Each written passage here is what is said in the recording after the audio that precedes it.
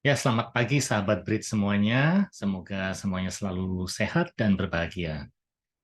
Kembali saya Iwan Kusworo ingin berbagi tentang sebuah buku yang sangat menarik dan sudah saya baca sekitar mungkin setahun yang lalu ya. Judulnya adalah Storytelling.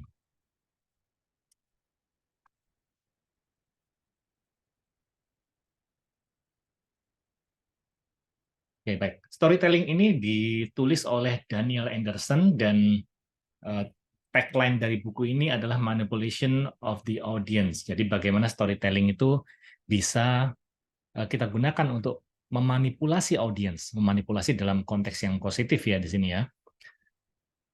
Nah, saya akan mulai dengan beberapa takeaway dari buku ini yang ingin saya bagi dengan teman-teman sekalian.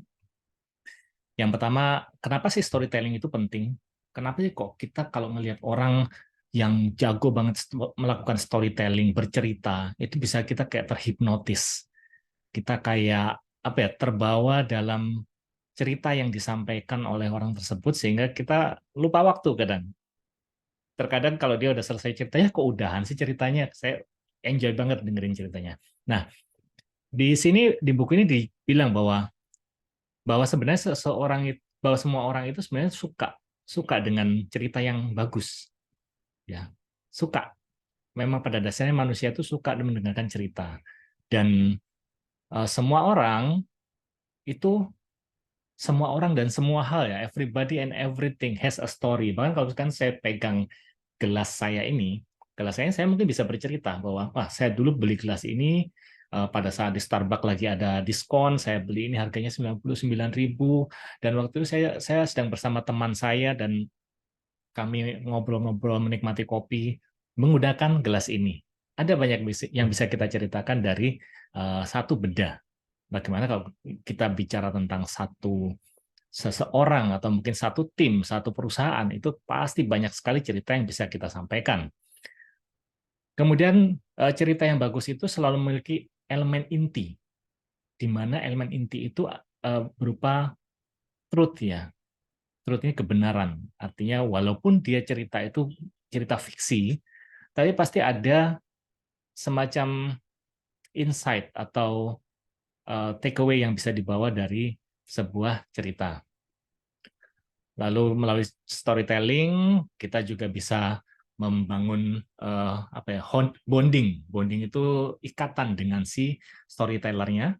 Itu kadang kita kalau udah terhipnotis dengan seorang storyteller, orang yang pandai bercerita, kita kayak ada koneksi tersendiri dengan orang tersebut.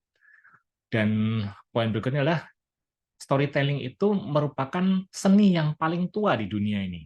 Bahkan kalau kita tahu di dalam kitab suci Al-Quran, itu pun isinya sebenarnya juga banyak storytelling di situ. Ada kisah tentang nabi-nabi, Nabi Adam, Nabi Nuh, Nabi Yusuf, Nabi Yunus, semuanya diceritakan di situ. Jadi sebenarnya ini merupakan sebuah seni yang paling tua storytelling itu. Lalu juga storytelling ini juga banyak digunakan oleh para leader-leader yang itu ya forward thinking dibilang, yang punya pemikiran yang maju, sehingga storytelling bisa digunakan untuk menjelaskan visi ataupun value yang ingin mereka bawa di dalam cerita tersebut.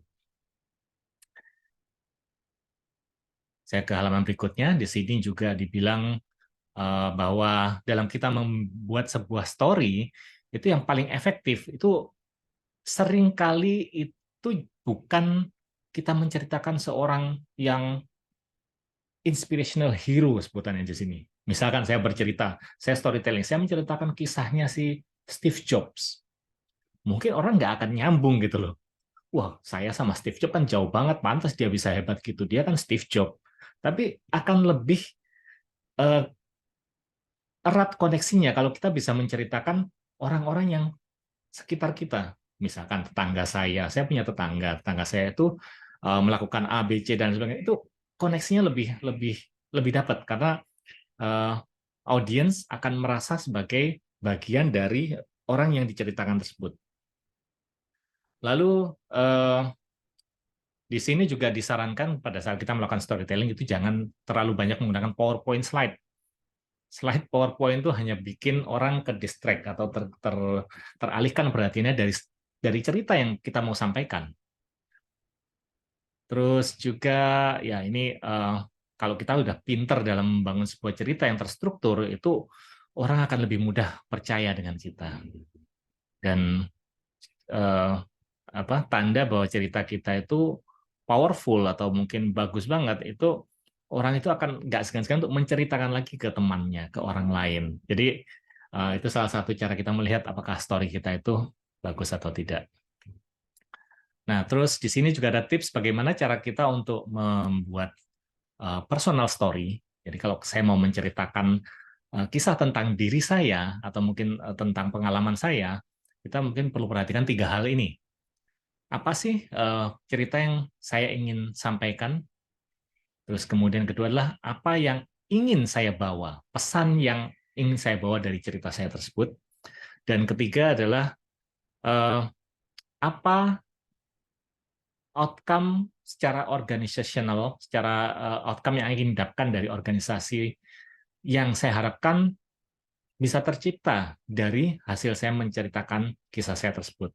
Saya punya cerita waktu itu saya sedang facilitate sebuah training ya di daerah Tangerang Selatan, dan di situ saya menceritakan kisah tentang saya yang membangun atau membeli sebuah sepeda seharga 500.000, dan dari sepeda 500.000 itu saya perbaiki, saya upgrade, akhirnya jadi sepeda yang cukup bagus. Dan itu nggak berhenti sampai di situ. Saya tetap ada kepikiran untuk melakukan upgrade lagi sehingga sepeda tadi bisa makin sesuai dengan keinginan saya, makin sesuai dengan mood saya pada saat itu. Dan pesannya apa? Pesannya adalah bahwa dari sesuatu yang mungkin tidak bagus, kita bisa melakukan suatu continuous improvement terhadap benda tersebut sehingga menjadi sesuatu yang lebih baik. Dan outcome bagi organisasi ini bisa menjadi sebuah insight bahwa kalau dari personal level kita bisa melakukannya, pasti dari level organisasi atau mungkin perusahaan kita pun juga bisa melakukannya. Nah, slide berikutnya ini saya mau sharing tentang kisah atau mungkin tentang Steve Jobs, seorang tokoh yang sangat inspirasional buat saya ya, karena beliau ini buat saya adalah the best storyteller. Saya nonton banyak videonya dan saya banyak terkesan dengan cara dia berkomunikasi, cara dia menyampaikan story, menyampaikan cerita, itu bagus banget. Dan di buku itu buku itu juga menjelaskan sebenarnya bagaimana caranya membuat effective presentation, membuat presentasi yang efektif. Jadi mulai dari plan the story, kemudian juga ada bagaimana kita mengemas pesan utama yang mau kita sampaikan, lalu story-nya itu sendiri, siapa tokoh yang terlibat di dalam story itu, dan juga apa keuntungan story tersebut bagi audience atau bagi yang mendengarkan cerita saya tadi. Lalu juga dia menjelaskan rule of three, artinya kalau ada beberapa poin yang mau kita sampaikan itu batasi hanya 3 saja, karena orang akan lebih ingat gitu kalau cuma 3. Lalu jangan lupa logical plus emotional. Di sini kita memainkan sisi logis. Artinya kita mungkin bisa menggunakan data dan juga emosi dari audiens untuk menyampaikan story kita supaya lebih masuk kepada sisi emosional mereka. Kemudian visual impact. Visual impact, kita mungkin butuh menggunakan device-device, benda-benda pada saat kita presentasi, kita bawa benda tersebut supaya itu memberikan kesan yang cukup menarik. Saya ingat waktu itu Pak Gatot, si founder dari komunitas Brit ini, pernah sharing ke kami. Dia pernah menyampaikan storytelling-nya dia itu, dan dia membawa sebuah pedal sepeda ke ruang training. Itu efeknya akan luar biasa karena dia menceritakan tentang bagaimana dia hobi bersepeda, dan pedal itu kayak mewakili gitu untuk visual impact-nya.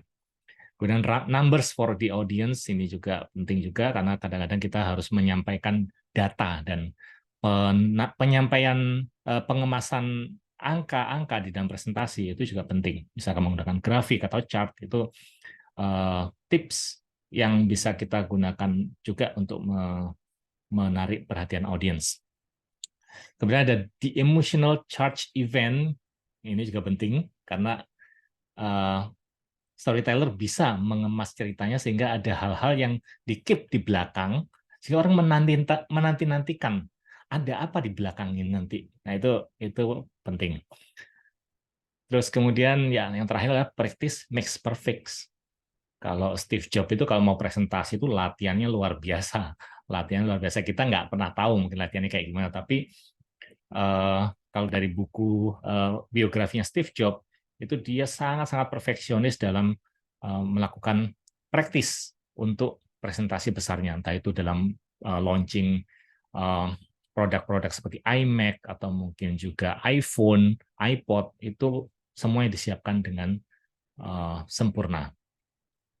Dan di sini ada contoh-contoh dari event-eventnya Apple, di mana Steve Jobs menggunakan yang visual impact, contohnya.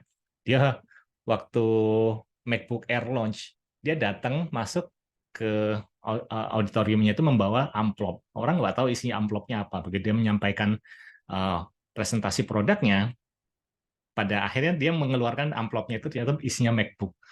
Begitu juga waktu dia mempresentasikan produk iPod Nano, yaitu produk iPod yang kecil waktu itu ya, itu dia menunjukkan fungsi dari saku celana jeans yang kecil ini ya. Yang kecil ini dia tunjukkan, dia selama presentasi sebenarnya dia udah mengantongi itu, tapi dia baru tunjukkan itu di akhir akhir presentasinya. Dan itu visual impact yang disampaikan itu benar-benar kena banget buat saya. Lalu juga ada logical and emotional, dia berusaha menunjukkan betapa produk-produk yang ada di pasaran. Ini adalah event produk iPhone launch tahun 2007. Dia menunjukkan betapa keyboard yang ada di smartphone pada saat itu sebenarnya nggak perlu. Jadi dia berusaha menyentuh sisi emosional kita bahwa oh iya ya, kayaknya nggak penting sih sebenarnya keyboard itu. Keyboard tuh ya kita butuhkan kita hanya harusnya muncul hanya pada saat kita butuhkan, dan itu ada di produk iPhone. Lalu ini numbers for audience, jadi dia menunjukkan bagaimana market share iPod pada saat itu. Ini juga chartnya simple tapi mengena. Message-nya adalah betapa Apple sudah merajai pasar. Lalu juga ada emotional charge event. Kalau yang sudah sering mengikuti presentasinya Apple, pasti paham ada setiap kali di ending seakan-akan acaranya udah selesai, tapi tiba-tiba pas dia mau keluar dari ruangan, dia balik lagi. Oh, one more thing, satu hal lagi. Ada yang kelupaan. Oh, itu sudah dinanti-nantikan. Jadi audiens kayak menantikan setiap saat one more thing-nya Apple ini. Nah, itu mungkin Apple punya one more thing, tapi kita mungkin punya trademark sendiri juga yang bisa kita ciptakan. Terus kemudian rule of the three. Nah, ini rule of the three yang tadi membatasi hanya 3. Kita mungkin tahu iPhone, bahkan iPhone yang seri pertama itu fiturnya kan banyak banget sebenarnya. Fiturnya banyak banget. Tapi yang ditonjolkan oleh Steve Jobs hanya 3, yaitu iPod, fungsi iPod-nya untuk menyetel musik, kemudian fungsi telepon dan fungsi internet. Itu aja yang ditampilkan. Tapi ini mengena banget gitu. Dan kalau teman-teman di sini nonton presentasinya Steve Jobs pada saat iPhone launch, itu keren banget. Ini juga rule of three. Ini pada saat tahun 2005 si Steve Jobs menyampaikan pidato opening ya untuk graduation-nya mahasiswa di Stanford pada saat itu. Dia menceritakan tentang 3 life changing stories. Ini juga keren banget. Rule of three juga ini ya. Oke, mungkin itu dulu hari ini saya sharingnya. Mudah-mudahan nggak terlalu panjang ya. Mungkin pertanyaan berikutnya adalah, what is your stories? Apa sih kisah yang mau kita sampaikan kepada audiens kita. Oke, mungkin cukup sekian ya. Kita mudah-mudahan video ini bermanfaat bagi sahabat Brit semuanya, dan kalau misalkan ada saran atau komen silakan diketik saja di bawah. Oke, thank you. Bye.